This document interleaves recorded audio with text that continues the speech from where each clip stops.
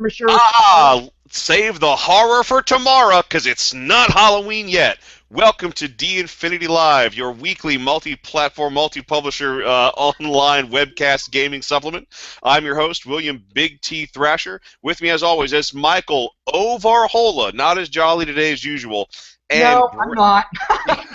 and I know it's been a busy weekend and subsequent week for all of us. And non-contributor Brendan Cass. How y'all doing? Hey. Yes, and tonight, our long-awaited follow-up to That One Player, That One GM. We are going to talk about terrible GMs, terrible GMing tactics, horrible ways to run a game, horrible ways to engage with your player base, and I'm sure we will share a couple of horror stories along the way. But before we do that, Brendan, what is going on with our website, d-infinity.net? Well, we always have right now. We've got a couple of posts by Clint Staples. One of them on the Bash superheroes system, and a couple of them on his RuneQuest. He's been posting a series of articles about expanding and improving the RuneQuest sorcery system, as you know, he would imagine it, which are all worth taking a look at if you're interested in hearing about the RuneQuest system, haven't checked it out before, or if you are a long-time RuneQuest player and want to give a different sorcery system a try. We have a couple of bonus content articles related to the Wisdom from the Wastelands series of post-apocalyptic products. One in it, and one about radiation sickness, so different sorts of radiation. And then finally, and this is relevant to current events, I think, even though we are, unfortunately, it's starting to slow down, is an article about using the disease Ebola, which is, of course, a terrible disease that's, a lot of people are having troubles with across the world, using it in your games. And that, of course, was written by practicing doctor Eric Lee. So it's neat to get a physician gamer's perspective on the disease Ebola. Probably a lot more accurate than anything you get in the news, too. He is the author of Skirmisher Publishing's Insults and Injuries, a guide to medical maladies in role-playing games. Yeah. So all of those and everything else, I mean, we don't post anything up there that's not worth checking out, but all of those are definitely worth heading over there to look at after the show. Absolutely. Very cool. And Mike, what is going on with our co-publisher Skirmisher this week? We released another publication, as promised, after I got back from my field trip to Coast Island to do research for the Swords of Coast fantasy campaign setting. As promised upon my return, we have been releasing one new publication a week. And on Wednesday maybe, we released Wisdom from the Wastelands, issue number 45, Mutant Dinosaurs. So did you have me at mutants or did you have me at dinosaurs? You can't go wrong with mutant dinosaurs. So this comes from the fevered mind of author Derek Holland, one of the two co-authors of that publication. So lots of fun. The best 99-cent mini source book out there for modern sci-fi and post-apocalyptic role-playing games. So people should check that out. And then next week, right in time for Halloween, we will be releasing Clint Staples' Mythos Society Guide to New England. So this is a universal source book. It's been especially written with Call of Cthulhu and Cthulhu Live in mind, but it doesn't have any game stats in it, so it is a general source book that can be used for any kind of investigative or mystery or horror or mythos-oriented games, and is a terrific source book on New England set during the classic period of mythos horrors. So good stuff. Good stuff out there, good stuff coming up, and it's all on Drive-Thru RPG and any other number of affiliated sites. Oh, fantastic. And I understand you also had something else you wanted to share with us tonight. Oh, yeah, I did have something else I wanted to share. some of our listeners may know that we have done some work and are increasingly doing work with a company in Houston called Dungeon Stone. So Dungeon Stone is a model maker of dungeon components, and they're noted for making dungeon components. Let me make sure I phrase this properly. Dungeon components that are as nice as anything that is available, but considerably cheaper than some of the things that are available. So Dungeon Stone components look really, really good. They're made out of a proprietary stoneware, so they tend not to chip or break very easily, and they tend to be much more economical than a lot of dungeon systems that are out there. So they're actually running a special right now, so I figured I would jump in on it. They're running a Halloween special whereby if you order a product package, you get their skull chamber and a creepy crypt that they just released, and then a bunch of little bonus tombs with it. So I've unpacked all this stuff. I haven't put it together properly. So I'm going to take the webcam and I'm going to show just what this stuff looks like unassembled, and then I'm going to actually take some good photos and put them up at The Infinity Online. Oh, fantastic. So let's see. I can get the webcam over here. There we go. There's the skull package. Nice. That looks pretty good. That's pretty snazzy. I like that. And then, oh, sorry, everything's in reverse. It's like going through the looking glass. There's part of the chamber, and it's actually got like these little webs that go over the door. So I need to finish assembling it and making sure it matches the pictures on their site and looks proper. And I will do that within the next couple of days, and people will be able to find pictures of that and my evaluation of them at D-Infinity Online, d-infinity.net. So thanks to Dungeon Stone for keeping good stuff rolling out, and thanks for doing a Halloween special that people can benefit from.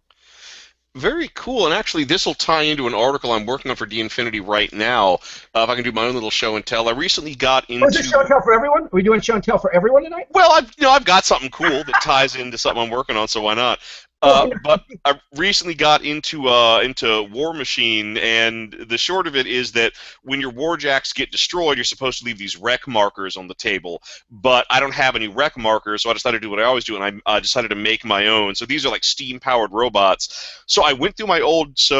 I cut out some foam circles, foam core board circles in the dimensions of the miniature bases. Oh, nice. And then I dug through two very important boxes. My box of old Mage Knight figures, and I've got like hundreds of them, and also a box of old printer parts. So using old like golem figures and old printer parts, I've been making wrecked war machines, and it's actually nice. So that's great for battlefield detritus. Oh yeah, you could use it for cover. That's great, Will. Yeah, and my plan is, once now that they're all dried, I'm going to put some flocking on the base so it looks like real terrain, and I'm going to paint the whole thing up. I'm going to try to paint the machine parts to match the color scheme of my army, and it's really cool. Yeah, you can go out and buy rec markers, but I think it's really cool when you can build this kind of stuff yourself and bring it to the table and make it look just the way you want. Absolutely. Will, you got to post pictures of those to Practical Modeling at Online. That looks great. And your models are always fun. And what I especially like about the kind of modeling you do is it's what I call practical modeling. It's resilient stuff that's not that hard for people to make, but just really adds a real boost to tabletop games. So those look really good. So yeah, please post some pictures of those. If the movie Office Space was any indicator, getting those parts out of the printer is a lot of fun too. So yeah.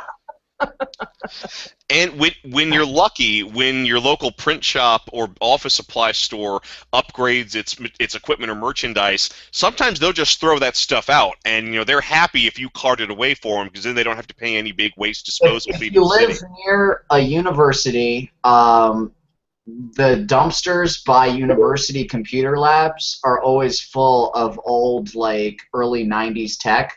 So cathode ray tube monitors, old printers, that sort of stuff.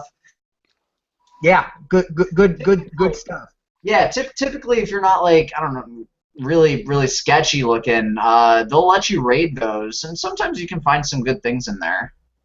And if you're scrounging for stuff like that behind office supply stores, like Will was saying, you can get pads of obsolete TPS reports and use those as scratch paper for your games.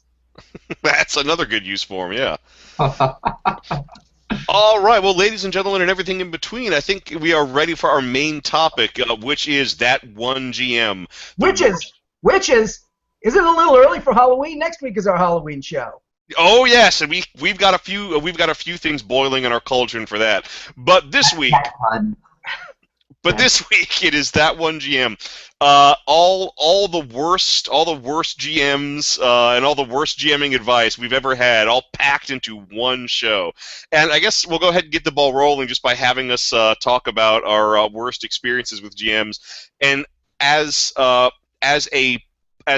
person who organizes LARPs, I'm sad to say the main reason why I organize and run LARPs is because I've played in so many terrible LARPs run by so many terrible GMs, and I believe players deserve better. And that's it. You know, it's not just about love of the hobby. It's about making sure that when people get into a game, they're not having a terrible gaming experience. So I've learned a lot about what not to do. How about you, Mike? I'd say that my worst GM experiences go back to high school and to college, especially high school. So I unfortunately, I think some of the worst GMs end up being younger people, maybe because they're not experienced or because they're playing the game for the wrong reason. The good part is I'm not in high school or college anymore, so I don't have to deal with GMs like that. So I don't deal with bad GMs on a regular basis. Mediocre GMs is the worst that I deal with on an ongoing basis. But I got plenty of good stories from back in the day and plenty to say about what makes a bad GM versus a good GM. Very cool. And Brendan? Well, I think it's not a mystery, but my worst GMs have been also my worst players, usually for similar reasons. But let's see. Agreed. Push railroaders and godmodders. They are typically the folks. You get one of those things added to your GM recipe, and you're in for a bad time. Yep. Yeah, I would have to agree. All right, and going into our comments and questions from the audience, and we have gotten a tremendous response. Very first question comes from Tom Payne, who wants to know, ever had a GM that makes it so easy you wanted to take a nap? Yes, I have. And sometimes this is just because the GM doesn't know how to put meaningful challenges into the game, and sometimes it's because it's a particular rule system that enables challenges where there really are no challenges. And I'm not entirely sure where it comes from. I suppose part of it comes from not wanting to alienate or frighten your players and not wanting to get like a reputation as a killer GM. But as a result, you go too far the other way. One of the least thrilling gaming experiences I ever had was, and keep in mind, I'm a very laissez-faire GM. I tend to run anything goes games, provided the thing you want to have happen is very entertaining or very interesting or carries an interesting risk. But there still need to be boundaries. So this was a laissez-faire GM coupled with a system where I honestly felt it was impossible to fail. Where the system was so loose and flexible, you could apply virtually anything on your character sheet to any action. So as a result, there was no meaningful chance of failure.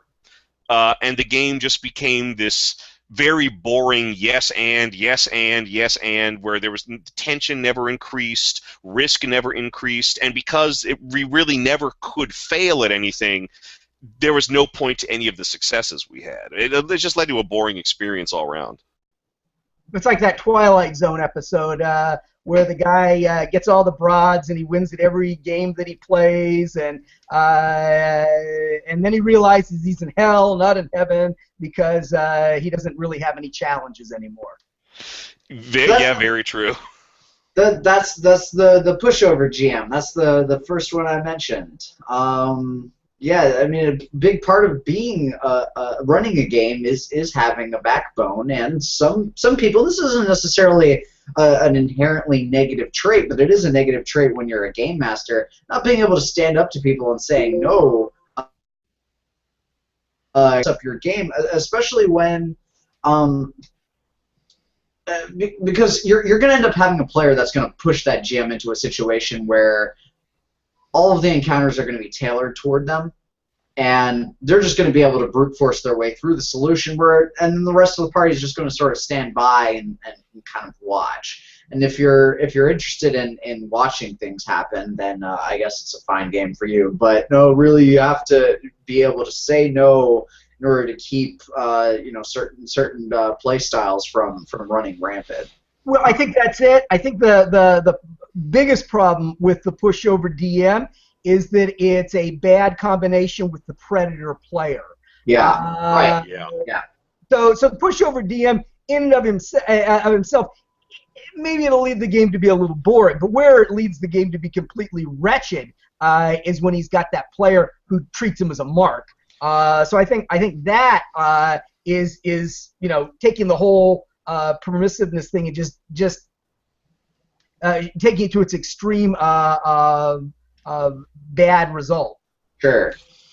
And that actually ties into a comment we got from Beth Ann Gilmer, who wanted us to know, and by the way, I can vouch for this because I know the game she's talking about. I used to play with her back in Norfolk, Virginia. She says, I have literally taken naps during a game, left, and came back 2 hours later because the GM was so busy with one player. And that can be a real snag when you have a GM that gives way too much attention to one player for any reason. Yeah. I've seen it happen because the player was just a spotlight hog who wanted to dominate games. But I've also seen it because the GM was kind of trying to flirt with and hit on that player.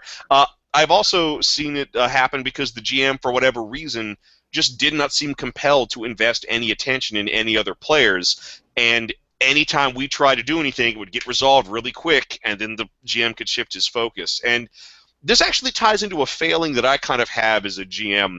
As a GM, I get bored very, very easily. And if I have a player's attention, or if a player has my attention, and what they're communicating to me is boring, and someone interrupts them, I will immediately.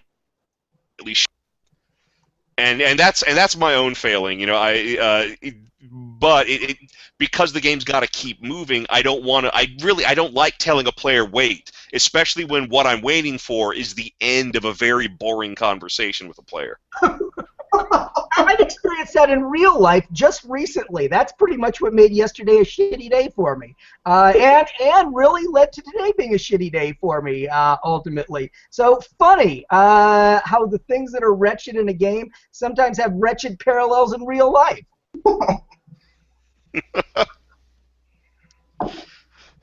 How about you, Brendan? Do you have any bad GMing habits of your own? Bad GMing habits. These are our own habits we're supposed to be speaking to. Well, I brought up one of my failings. I figure it's only fair if all of you share your failings. Yeah. Yeah, that's fair.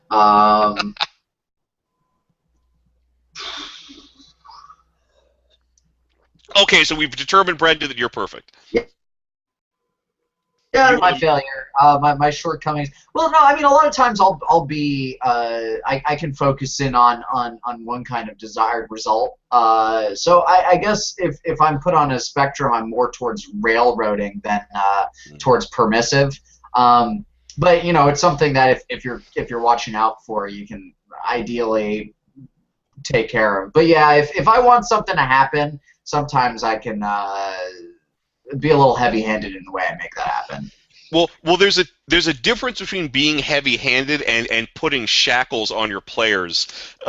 You're Sure, it's starting. my way or die. That's an option. Oh yeah, you're in the town, and the GM really wants you to do something in the town, but for some reason you've got it in your head that something very interesting is happening in the forest. So the moment you try to leave town, a dragon just lands outside of town, and you will instantly die if you try to leave. There's one thing that I do consistently, and I've done it consistently as a GM for maybe 30 years, and it's a mistake, and I'm unhappy that I do it. I don't know that the players, I would say, most of the time don't even catch it, and certainly they don't care. I forget about, and I do this almost every single time, I forget about enemy spellcasters' familiars.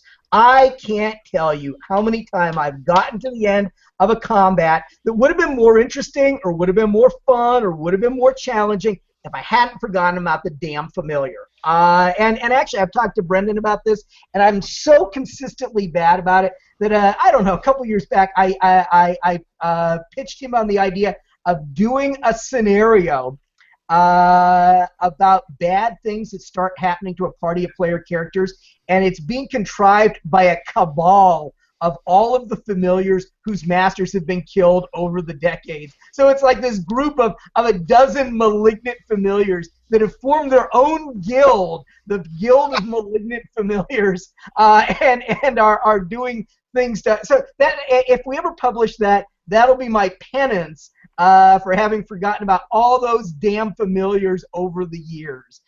Because I have forgotten about familiars. I'm giving myself credit if I say 90% of the time. I'm probably being too kind to myself. So I would say that is the biggest consistent error I make as a GM. And I take the time to write the damn things down and stat them out. Doesn't matter. I forget them every time. Well, even the ones that are worked into the character, like that cultist little hermit crab that lived in her eye socket, that one was really cool, but then when I forgot about it. We bring Scenario, we kill her, and then, oh yeah, by the way, the hermit crab crawls out her eye. Oops, forgot. Horrible, horrible. Yeah, I mean, she should have lifted up the patch that was made out of a shell and had that thing wriggling around in her eye socket while she was battling the players. That would have been the way to do it. But no, completely forgot about the damn hermit crab that lived in her eye socket. How do you forget something like that? That is grotesque. I know. So I did, to make up for having forgotten that, I incorporated her into the story Bloodsuckers. So if anybody picks up a copy of our fiction anthology, Swords of Kos Hecaton, there is a story in there by me, a good story actually, with some good twists, called Bloodsuckers. And one of the villains that turns up in it is Fulvia. That was her name, and she is a priestess of Dagon on a swampy little island off the coast of Turkey. So I did manage to get the hermit crab into the story. So he has been immortalized in print. Excellent. I got another question from Tom Payne who wants to know, ever play in a custom-crafted campaign that just came straight out of a famous novel? I have played in a few different campaigns and scenarios where the concept, the story, or even the characters was lifted out of a novel, a TV show. I've even done that myself. The key is, if you want to do it well, though, you've got to actually adapt it for the role-playing game you're running. One of the best Shadowrun games I ever run, the story and the characters was completely plagiarized from the 80 Police Files episode, Night of the Ripper. But I made it different because instead of being police detectives investigating a crime, you're runners hired by a criminal syndicate to stop a series of murders, and just that change of perspective made it jive with the Shadowrun lore. But I've also, and I probably told this story before, I once played in an urban fantasy game based on the Sci-Fi Channel miniseries The Lost Room, which was just literally The Lost Room, to the point where in the very first session, the GM actually, his whole description for an NPC was, she looks a lot like Margaret Cho, who happened to be the actress who played the character in the miniseries. That's sad. Yeah, and it really was frustrating because all he seemed to want to do, rather than explore those concepts in a role-playing context and play a fun game of what if, he really just wanted that mini-series to play out, but with our characters in it instead of the central I've run character. into that. I've run into that. It was not a good a game by any stretch of the imagination, but it was a game based off of the anime One Piece. Yeah, it was One Piece, which I've never watched, but I've seen enough commercials for it to have an idea that it's got kind of absurd characters. And the DM was more concerned with the characters looking, feeling, and playing exactly like they did in the show than with anything creative or interesting or fun to play. The characters from the show were NPCs too, so it wasn't like the players were actually playing these characters and exploring the world as these characters. They were sort of sideshows to these NPCs, which were the actual main characters. That's not good. No, it wasn't good. There's a lot of things wrong with this. And overinflated stats, and I don't think they were legal if you were going by like black letter rules. But it didn't work. And I think that's the commonality here between my situation and what Will ran into is that anytime you're trying to recreate the show as opposed to just using it as a backdrop for your own storytelling, that's where you're running into problems. So probably diehard fans, DMs that are diehard fans of the series are probably more likely to run into. And actually, related to that, and this is I've seen this happen when whether it's a game based on a show or movie or a game based on an established property, is when the characters from that established property keep getting involved and outshine the player characters at every turn. We've all been in that Star Wars game where at some point Boba Fett or Han Solo shows up, and rather being an interesting NPC that we get to interact with and maybe get a mission from or do a job for, instead that NPC just takes over the whole game because they just far outclass anything any of us have built for our characters. And the one thing that I actually find worse about that is when you have players that enable it, where you have players that always seek those characters out. That. You ever played in a game where one of the players points out, hey, Elminster currently lives in a village like 15 miles from here. Let's just get Elminster to do it. Yeah, right. They're just looking for the easy way out. I always have them in my Star Wars games and so on. I always end up having the players play the obscure side character that drove up the car that parked Luke Skywalker's X-Wing, for example, because it was really important that it be right there, or the group of Bothans that got the Death Star plans and so on. And the things or are the guy who guards the ice cream maker on Cloud City. Exactly. Those people, because they're the ones who actually make it all interesting, so they're not in the movie, but they're the doers. They're the ones that actually make everything possible. They're the people that keep the sewage running. They're the people that serve the meals and fix the sky cars and all this other stuff. Those people, they deserve their moment of fame, and they're the ones that my players have to play. So deal with it. And I think that's kind of a fun twist. I mean, I guess I'm of a mixed feeling on this subject. A setting has to be such that players can sort of be themselves in it. But on the other hand, I've seen that taken to an extreme, and I'll give a couple examples from that.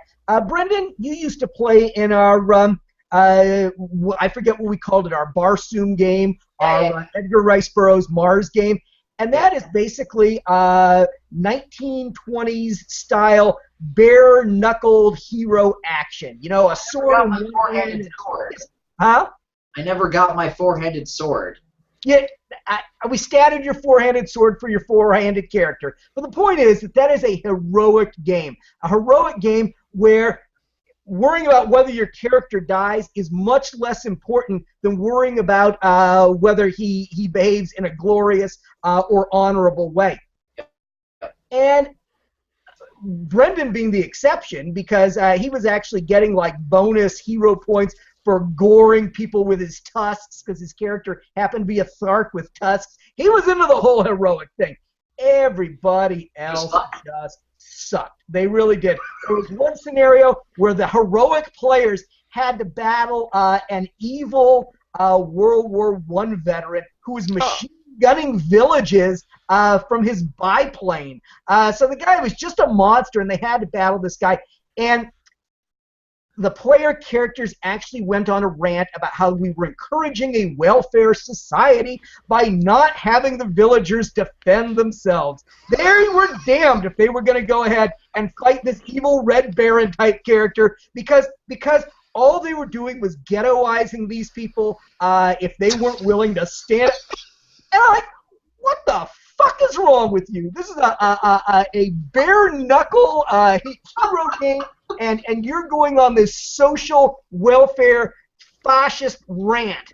So I should have given them their own biplanes and just given them XP for machine gunning the rest of the villagers. That's probably what I should have just done. They would have been on board with that. And then, they were all craven villagers, and then when asked if they could use their hero dice on some sort of villainous act, what was your response? I think it was, no, the ability to act as a villain is enough of a reward by itself. I don't think you get extra dice for that.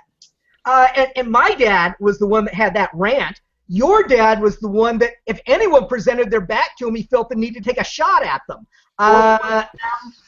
What's that? Or poison them. He was constantly trying to poison people. So he was supposed to be playing this John Carter-esque Warlord of Mars hero, and he never lost an opportunity to stab a kidney or put poison in someone's drink or shoot someone in the back. I mean, it was terrible. Well, you know, we don't run that game anymore. We don't run that game anymore. Well, this actually ties into another bad GMing trait, which is a GM that doesn't take control when he needs to. When a GM who, when he's running an ostensibly heroic campaign, doesn't require people to make or play heroic characters, or when you're doing. Classic example. If you're doing a game where the idea is you're just like normal paranormal investigators. Monsters may be real, but you're not playing them. But then everybody comes to the table with a werewolf, a vampire, and a psychic, and they're just like, yeah, whatever, without even thinking if that works for the campaign and what's going on in it. And I've seen that for more games, and that is a failure on the part of the GM, Will. I've seen that in more games where you just end up with this freak show hodgepodge of characters, and you know what? I mean, on some level, it's defensible. You could say, well, that's the kind of thing you'd get in a fantasy novel, and that's the kind of thing. Yeah, well, that's fine. But in practice, it usually doesn't work that well because you've got too many people who want to role play. So instead of just playing their characters, instead of just going through the adventure, they got to talk in funny voices. Or the dwarf always has to be starting a fight with the orc. Or the orc always has to be trying to fuck over everybody else in the party. They can't just play the game. They've got to role play in a way that just bogs it down and makes it completely unplayable. And that's on the GM. And that's why in my games I say,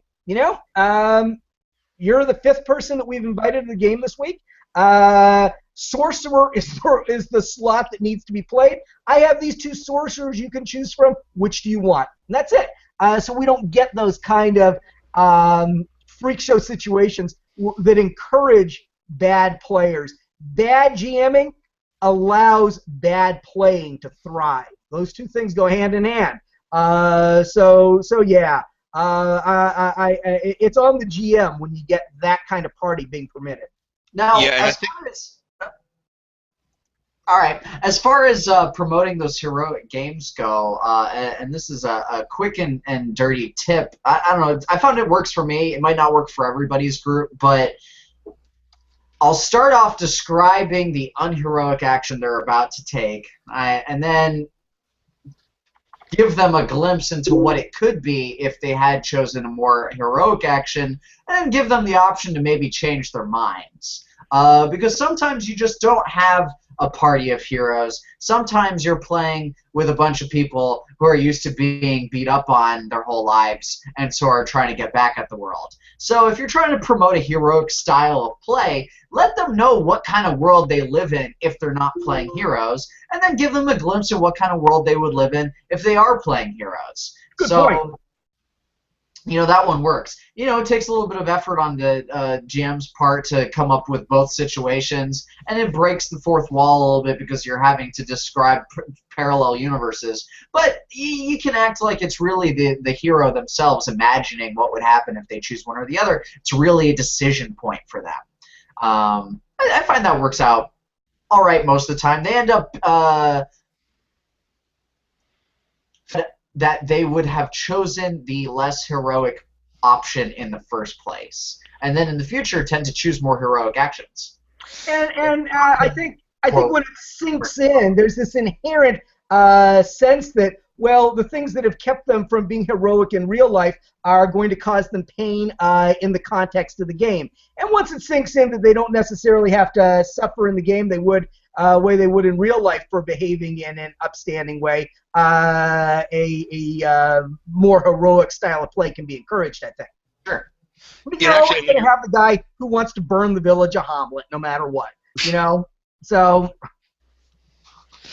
Yeah, actually, related to that, if you're playing a game with a traditional old school D&D style alignment system, sometimes all you need to say is, okay, but are you sure you want to be detectable by detect evil from now on?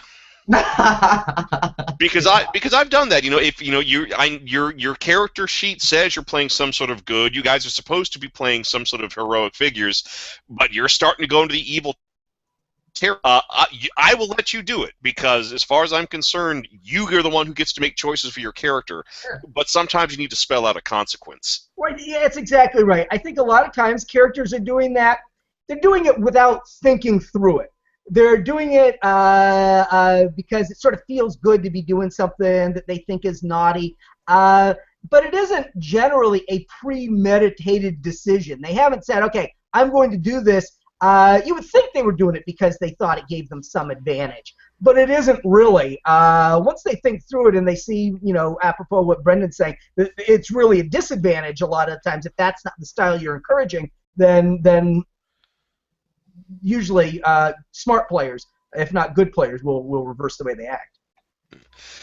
All right, we got another question and comment. Hey, it's from my brother Robert. He wants to know how about the GM with no respect for player agency, who he follows up with a comment.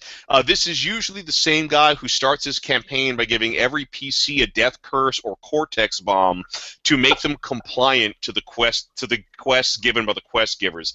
Oh, there's two things I think I hate most of all: GMs who don't respect. Pardon? The Railroader. Go ahead. Oh, yeah. GMs who don't respect player agency, and also GMs where there are no consequences for actions, good or bad, where anything you do, it doesn't really matter because the GM story is just going to unfold. Yeah, and it's really frustrating. And I think the worst is the player or the GM who thinks they're clever enough to pull off a magician's gambit. And a magician's gambit, it's when you give someone a choice without actually giving them a choice. It's a classic bit of, it's a classic thing that's used in stage magic and street magic. And it's a really useful tool to have in your tool belt, but no one can know you're using it.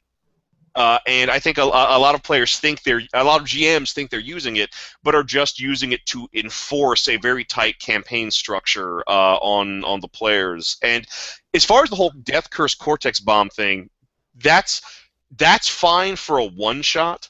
You can do a one-shot where everybody wakes up on an operating table with a Cortex bomb and a tape with their instructions. That is a really compelling thing for a one-shot. It's not a great place to start a campaign because then, well, how long is this campaign going to run? Am I going to have to spend this whole campaign worried that at any moment my character's just going to die because I did something the GM or some distant authority figure didn't like? A Cortex bomb can be fine every once in a while, but it should not be a foundation for a whole campaign. And apropos of that, And these spells are still in the D&D game. Well, they're still in the D20 game. I don't play the latest version of D&D yet, but they were really overused mainstays of the game, especially back in the 80s. Geas and Quest. Yeah. And they were identical spells, I think, for the most part. One was the magic user version, and the other was the cleric version. And those spells, they were just like your Cortex Bomb. They're forcing the characters to do something that they wouldn't necessarily do, to undertake a quest. And what really was off-putting about the way they were used, even like in official games, official TSR/D&D games back in the 80s, is that they were just used as a device to say, well, your players all have this cast on them, and they must perform this adventure now. And what a crappy adventure that has to be, where you've got to say you're forced magically to do this adventure. Those spells should exist, and I say they should exist because they were introduced in the Jack Vance books, the Kugel the Clever, Dying Earth books, which really formed the basis for so much of what's D&D. I think they should exist, but they need to exist so that when someone casts them on the players will resent it. And so that the players will do things against their will and then move on to their next adventure, which is wreaking vengeance on the person who cast the Geas or the quest on them. Yeah. That's where Geas and Quest have value. But the idea that you just start off being Geas or quested, and that's how you have to, and that's how every game goes. You know, get a better scenario. Make the players want to play, because you can't Geas the player. You can't quest the player. They just might not show up if this is the only way you can get their characters to go on. Unless you can quest or Geas the player, don't quest or Geas his character on a consistent basis. Here's a fun twist. A quested high-level character with the abilities of a first-level character is some sort of creature that's like a frog and the princess kind of deal, trying to get back to the way they were. That could be fun. Sure, that could be fun. Actually, related to this, I was wondering if you guys have ever encountered this. Have you ever played in a game where the Geas quest spell was used and the quest was not to interfere with some sort of undertaking from some other group?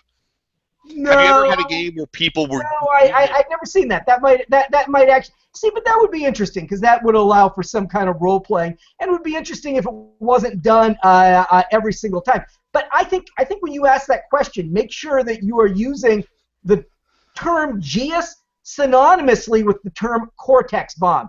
Could you do credibly with your Cortex Bomb what you're suggesting that we do with the Geas? They're the same thing. They're exactly the same plot device. They're co-equivalent. So swap out your terms a little bit. So the question is, could you do that with your Cortex Bomb? I suppose you could. It would have to be. It would have to be a situation. It would have to be a situation where the people who put the Cortex Bomb in you don't want you interfering with something, but still need you alive for some reason. For whatever reason, right? You'd have to build a neat web of conspiracies, which is something I like doing. Once again, it's good. It's good for its twist value and it's good for its story value. It's bad as a crutch. That's the difference between good GMing and bad GMing in this case. Yeah, and related to this kind of thing, like when I'm in the game where there's the Cortex Bomb or whatever, I call the GM's bluff. I absolutely will call the GM's bluff, because if the GM is that intent on railroading me, if my character dies, it's no big loss, and maybe I move on to another game. Good point. That's smart, Will. And if I call the bluff and nothing happens, well, now I'm seeing that the boundaries for the game are different than I thought, and maybe it's not going to be so rigid. Oh, and also another bad GMing trait, and I say this is bad. GMs who aren't GMs who don't lie. I think as a GM, I think you need to lie every now and then.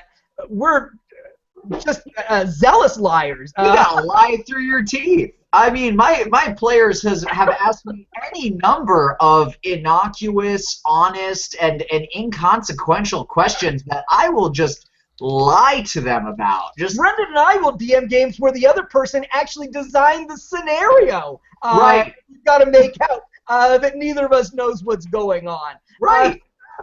I played the scenario that I'd written that Brendan was running, and I had to pretend I didn't know what the hell was happening. So yeah, we're proficient liars. You gotta lie. That's storytelling. We've even said that a friend of ours who co-hosts the show periodically, it'll go around the table and everybody will answer the question. He'll say, well, I've never done that before in my games. Really, motherfucker? Why don't you just tell the audience that you've done it? You're supposed to be a storyteller. You're supposed to be a writer. Make up something. Make up something. So yes, you're right. A GM who can't credibly. And what is the difference between telling a story and telling a lie? Really nothing. Isn't that what moms used to say? Well, you're telling stories, aren't you? Exactly. Right. That's what we do. We're storytellers. And if you're not comfortable lying, get some practice. Lie about things that don't matter. Lie about things that don't really significantly influence your game. And you can do this easily as a GM by preparing a bunch of stuff, writing it all down, and having your scenario write up. And then when it says right there in black letter text, the house is blue, lie and say it's green. You're just practice. Get some. Or get married. That's the first step to becoming good at lying. Yeah. You have just convince yourself it's true, even though you know it's not. What, a couple months, Will? You're probably 100% better liar now than you were beginning of the year, right? Well, you'll never know because you can't read my poker face, my poker face. And actually, yeah, there's some author who said that the essence of storytelling, the essence of writing fiction is our profession is to tell entertaining but ultimately harmless lies. And that's the kind of lying I'm talking about. Oh, and actually, this is a fun bluff because I've actually used this in a one-shot. I did a one-shot cyberpunk game where everybody woke up on a slab in a medical facility with scars on the backs of their heads and a note saying that they had been given Cortex bombs and were being forced to go on this mission. But here's the catch. There were no Cortex bombs because Cortex bombs are expensive. The people who set them up just put scars on the backs of their heads, figuring that they would be too frightened of the bomb to try to get it out of them because that might set it off. That's actually pretty clever. That is clever. And that'll get the players all and it's fun to bluff the players once in a while. I mean, we had a game on Sunday where the characters discovered a person who had been embalmed alive and had actually been kept alive even though all of their organs had been pulled out of their body cavity. So they had to make some hard decisions, and they made the right decisions, and we actually got a really, really, really good role-playing session out of it. But when they got done, I answered all of their fears by saying, roll for initiative. And of course, they all panicked. They said, oh my, and I said, I'm just kidding. You don't need to roll for initiative. But the characters might have had that apprehension, might have had that fear when this person laying on the slab opened their eyes and started to move. So I wanted to really, really spark that kind of reaction from them, but then take it away really, really quickly. So it was a form of deception, but it was done to accentuate the encounter. And it worked. I was ready to blow. And screens jump. Ah! Yeah, I was ready to blow this person away with spells, but fortunately didn't have to. Oh, and related, just one more comment on bluffing. Sometimes when things are just right, the players will start to bluff themselves. One time when I ran that cyberpunk game, about halfway through the game, they actually they were in a different medical facility and there was a body scanner. So they decided to scan one of the players to find the bomb, so that they'd see if they knew what make and model it was, maybe they could figure a way around it. So they scan it. And they got a great check on the tech roll, and of course the scanner shows they have no Cortex bomb in their system.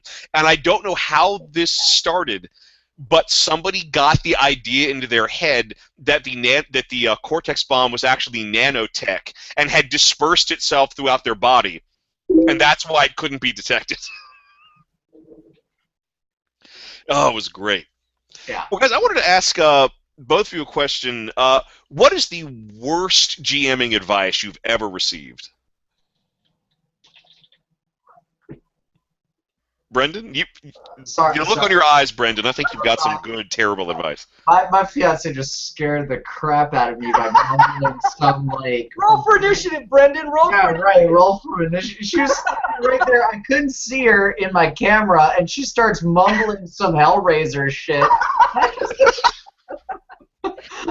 We have such sights to show Remember, you. she promised you that whole ring thing, the hair coming out of the well for her. Right, exactly. A little well behind you for next week.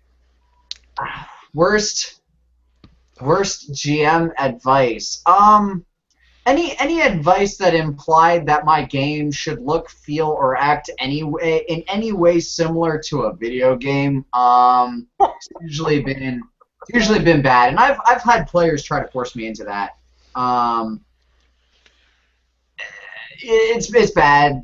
Role-playing games are played on it. There's just a reason why the whole tabletop role-playing still lives, and that's because it needs to be different than a video game. Video games are good. I play them all the damn time, but I also play tabletop games separately, and they're not similar. So anyone that implies that you need to have or some form of grinding or any of these other sort of video game phenomena, ignore them. Just blow them off. They're wrong. You can stay at level 1 for the rest of your life in a good role-playing game and not miss the next level. How about you, Mike? Well, I don't know. You mean bad advice that GMs have given me, or bad advice that players have given me when I was GMing, or what? What do you mean? Either way, any terrible advice you've received on the subject of GMing. Well, I don't know. So I don't dwell on the answer too much. I'll say that a general bad philosophy for GMs is that the world needs to be ultimately an uglier place in the game than it is in reality. I think even in a dystopian type future, you want a certain level of grimness, you want darkness, you want grittiness, but ultimately you want people to still come away from the games feeling good. Whereas day to day, there's no one to manipulate the reality to ensure that somebody's week is going to end well, or that their medical treatment or test is going to turn out well. There's nobody there to make sure these things are going to turn out well ultimately in our own supposedly rosy reality.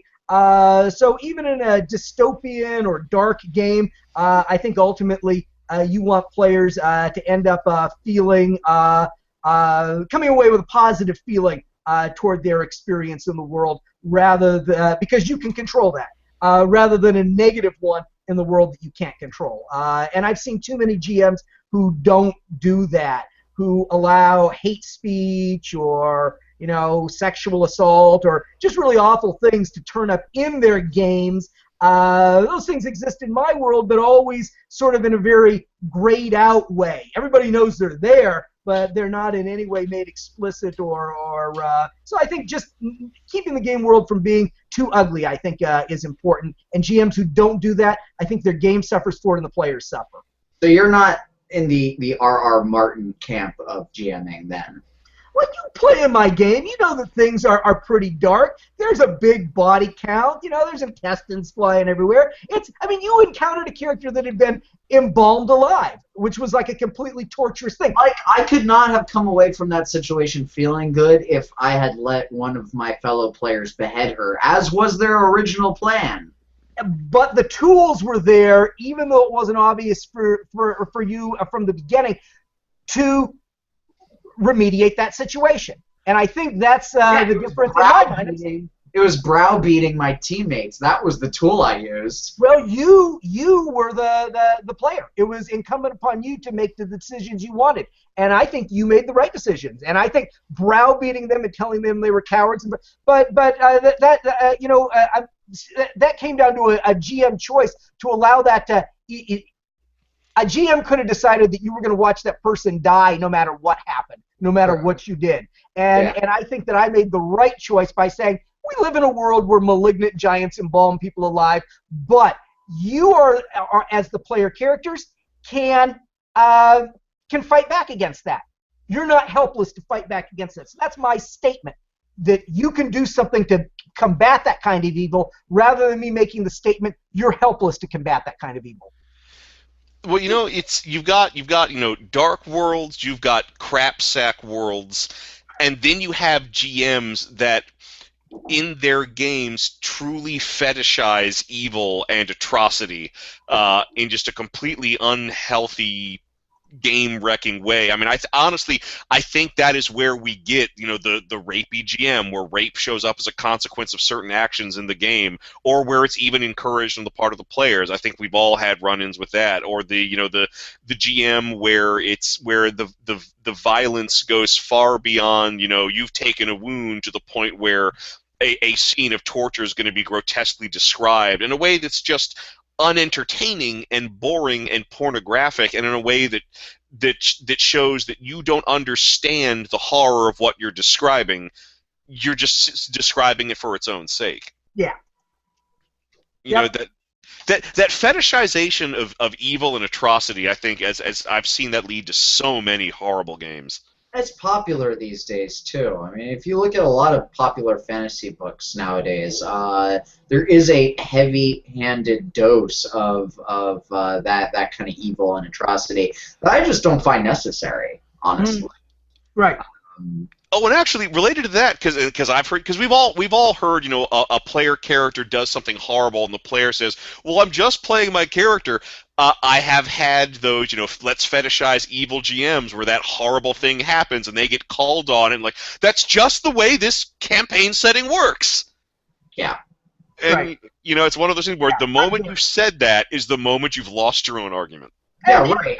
I think as GMs, as storytellers, we have the same choice anybody else in the world makes, but maybe a more profound one, because we've got an audience of 5 players or a couple hundred or a couple thousand readers. We have a choice between making the world a better place or making the world a shittier place. It's really that simple. It really is. Everybody makes a choice every day to either do something good, do something bad, or do nothing at all. And as a GM, a storyteller, I say storyteller because writing a book or running a game is really the same thing on some level. You've got a choice. Am I going to try to make the world a little tiny, infinitesimally bit better, or am I going to do my part to make it a little bit worse?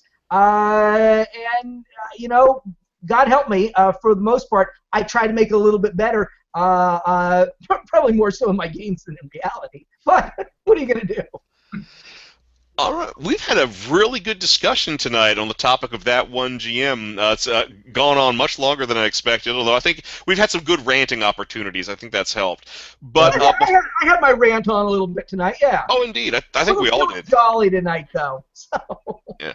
But I think before we sign off, I figure we'll just go around with our final thoughts. Either of you like to start first? Well, I guess, Mike, you'll get the final thought. Brendan, you have a final thought.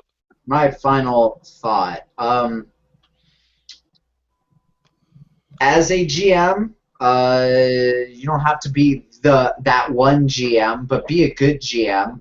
Use the resources that we've been pulling together at d-infinity.net. Yeah, I always like to plug my websites. Sue me.